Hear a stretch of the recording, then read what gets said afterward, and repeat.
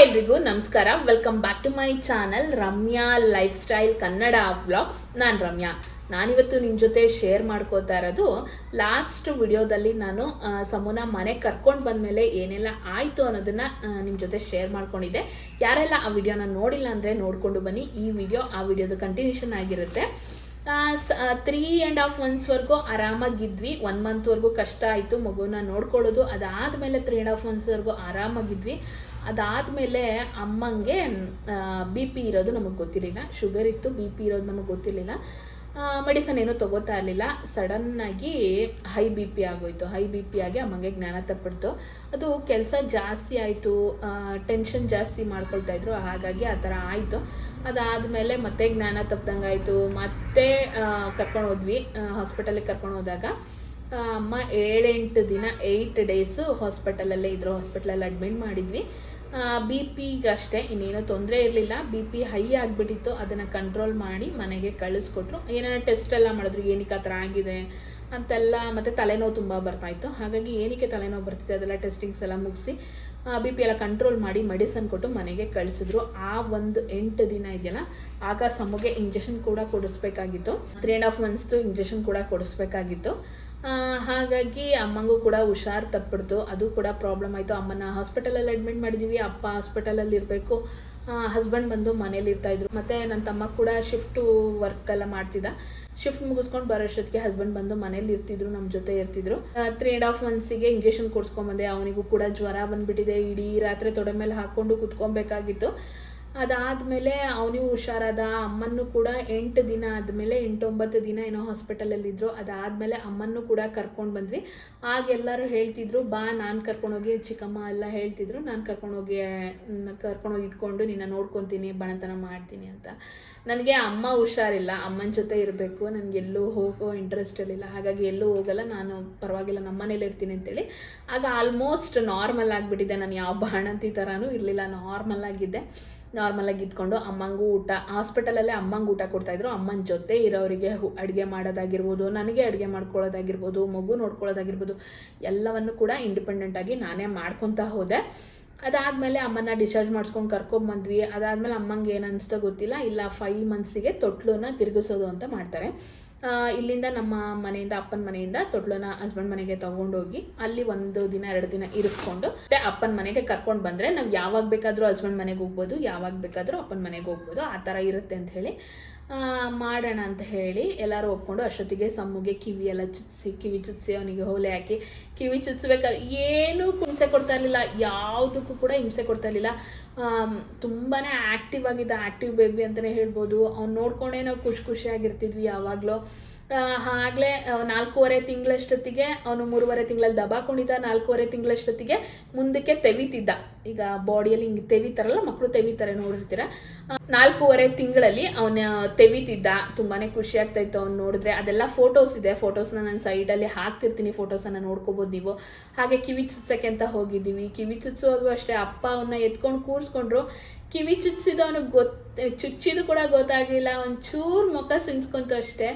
2ನೇ ಸತಿ ಚುಚ್ಚುವಾಗ ಸ್ವಲ್ಪ ಒಂಚೂರು ಹತ್ತಿರ್ಬೋದು ಅಷ್ಟೇ. ಅದಾದಮೇಲೆ ಹಿಂಗೆ ಕೈಯೆಲ್ಲ ಮುಟ್ಕೊಳ್ಳೋದು, ನೋವಾಗ್ತಿರುತ್ತಲ್ಲ ಪಾಪ ಮಕ್ಕಳಿಗೆ, ಹಂಗೆ ನೋಡ್ಕೊಳ್ಳೋದು, ಆ ಥರ ಎಲ್ಲ ಮಾಡ್ತಿದ್ದು. ಕರೆಕ್ಟ್ 5 months 4 ಕಂಪ್ಲೀಟಾಗಿ 5 ಬಿದ್ದಾದಮೇಲೆ ಹಸ್ಬೆಂಡ್ ಮನೆಗೆ ಕರ್ಕೊಂಡೋಗಿ ತೊಟ್ಲು ಶಾಸ್ತ್ರ ಅಂತ ಮಾಡ್ತಾರೆ. ಹೇಳಿದ್ದೀನಿ ಹೇಗೆ ತೊಟ್ಲು ಶಾಸ್ತ್ರ ಮಾಡ್ತಾರೆ ಅಂತ. ಅದ್ರದ್ದು ಕೂಡ ಫೋಟೋಸ್ ಇದೆ, ಫೋಟೋಸನ್ನು ಅಟ್ಯಾಚ್ ಮಾಡ್ತೀನಿ. ನಾವು ಇಲ್ಲಿಂದ ಕಜ್ಜಾಯ ಎಲ್ಲ ಮಾಡಿಕೊಂಡು ಹೋದ್ವಿ.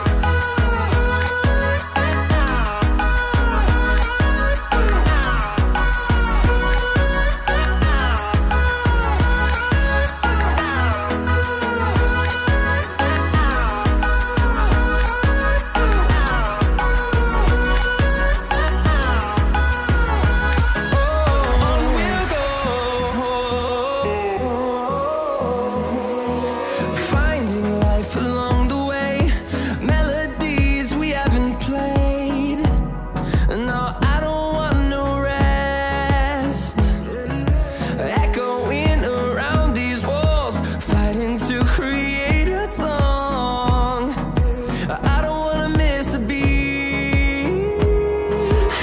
ಹಸ್ಬೆಂಡ್ ಮನೇಲಿ ಆ್ಯಕ್ಚುಲಿ ಅಡುಗೆ ಮಾಡಬೇಕಾಗಿತ್ತು, ಯಾರೂ ಇರಲಿಲ್ಲ ಹಸ್ಬೆಂಡ್ ಜೊತೆ.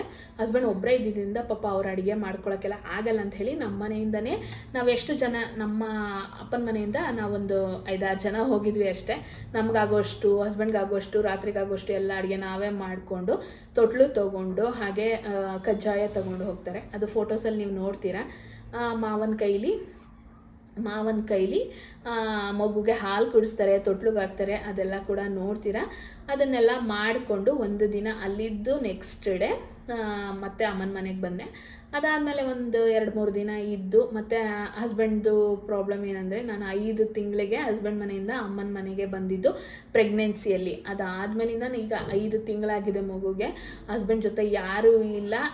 ಯಾವಾಗಾದರೂ ಟೈಮ್ ಆದ್ರಷ್ಟೇ ಬಂದು ಅಮ್ಮನ ಮನೇಲಿ ಊಟ ಮುಗಿಸ್ಕೊಂಡು ಹೋಗ್ತಾಯಿದ್ರು. ಹೋಟೆಲಲ್ಲೇ ಊಟ, ಅವ್ರ ಬಟ್ಟೆ ಅವರೇ ವಾಶ್ ಮಾಡ್ಕೋಬೇಕು, ಮನೆಯೆಲ್ಲ ಅವರೇ ಕ್ಲೀನ್ ಮಾಡ್ಕೋತಾಯಿದ್ರು. ಅದನ್ನೆಲ್ಲ ನೋಡಿ ಬೇಜಾರಾಯಿತು, ಬೇಡ ಹಸ್ಬೆಂಡ್ ಮನೇಲೇ ಇರೋಣ ಅಂತ ಅನಿಸಿದ್ಮೇಲೆ ಅಲ್ಲಿ ಒಂದು 2-3 ದಿನ ಇರೋದು, ಮತ್ತು ಇಲ್ಲಿಗೆ ಬರೋದು.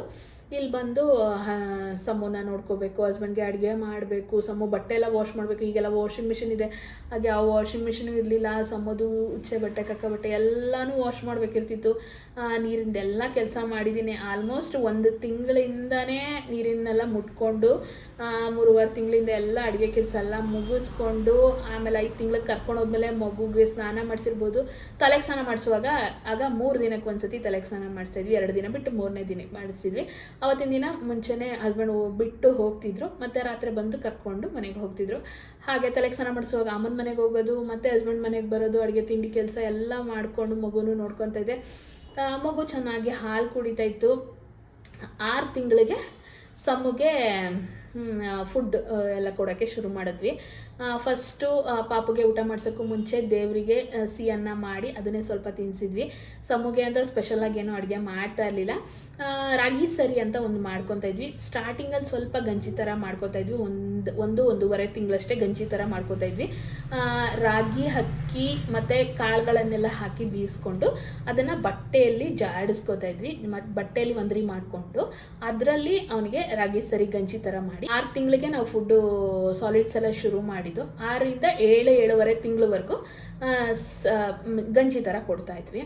ಅದಾದಮೇಲೆ ಒಂದೊಂದು ಟೈಮು ತುಪ್ಪ ಅನ್ನ ಕೊಡಬೇಕಾದ್ರೆ ಜೀರಿಗೆ ಮೆಣಸನ್ನು ಹುರಿದ್ಬಿಟ್ಟು ಅದನ್ನು ಸಪ್ರೇಟ್ ಪೌಡ್ರ್ ಮಾಡಿ ಇಟ್ಕೊಂಡಿರ್ತೀವಿ. ಅದನ್ನು ಸ್ವಲ್ಪ ಹಾಕ್ಕೊಂಡು ಉಪ್ಪು ಹಾಕ್ಕೊಂಡು ತುಪ್ಪ ಹಾಕ್ಕೊಂಡು ತಿನ್ನಿಸ್ತಾ ಇದ್ದಿದ್ದು. ಅದಾದಮೇಲೆ 8 ತಿಂಗಳೆಲ್ಲ ಬರ್ತಾ ಇದ್ಮೇಲೆ ನೀಟಾಗಿ ತುಪ್ಪ ಹಾಕಿ ರಾಗಿ ಸರಿನ ಮುದ್ದೆ ಥರ ಮಾಡ್ತಾಯಿದ್ವಿ. ಆಗ ಬಟ್ಟೆಯಲ್ಲಿ ತೈತಿರಲಿಲ್ಲ, ಒಂದ್ರಿಯಲ್ಲಿ ಮಾಡಿಕೊಂಡು ಮುದ್ದೆ ಥರ ಮಾಡ್ತಾಯಿದ್ವಿ. ನೀಟಾಗಿ ಮುದ್ದೆ ಬರಬೇಕು, ಒಂದಿಷ್ಟಪ್ಪ ಮುದ್ದೆ ಬಂದರೆ ಅದನ್ನು ಗೋಲಿ ಥರ ಮಾಡಿ ಇಲ್ಲಿ ಒಳಗೆ ಹಾಕಿದ್ರೆ ಇಲ್ಲಿಂದ ನವ್ಕೊಂಡು ತಿನ್ಕೊಳ್ತವೆ, ಮಕ್ಕಳು ತಿಂತವೆ. ಆ ಥರ ಒಂದು ಟೈಮು ಸೆರ್ಲಾಕ್ ಕೊಡ್ತಾಯಿದ್ದೆ. ಒಂದು ಮಾರ್ನಿಂಗ್ ಅನಿಸುತ್ತೆ ಸೆರ್ಲಾಕು. ಒಂದೇ ಬಾಕ್ಸು ಸೆರ್ಲಾಕ್ ತಿಂದಿರೋದು ಅವನು. ಸೆರ್ಲಾಕು, ರಾಗಿ ಸರಿ, ತುಪ್ಪ ಅನ್ನ ಇಷ್ಟು ಸ್ಟಾರ್ಟಿಂಗಲ್ಲಿ ತಿನ್ನಿಸ್ತಾ ಇದ್ವಿ. ಒಂದು ಬಾಕ್ಸು ಆ್ಯಪಲ್ ಹನಿ ಅಂತ ಒಂದು ಬರುತ್ತೆ.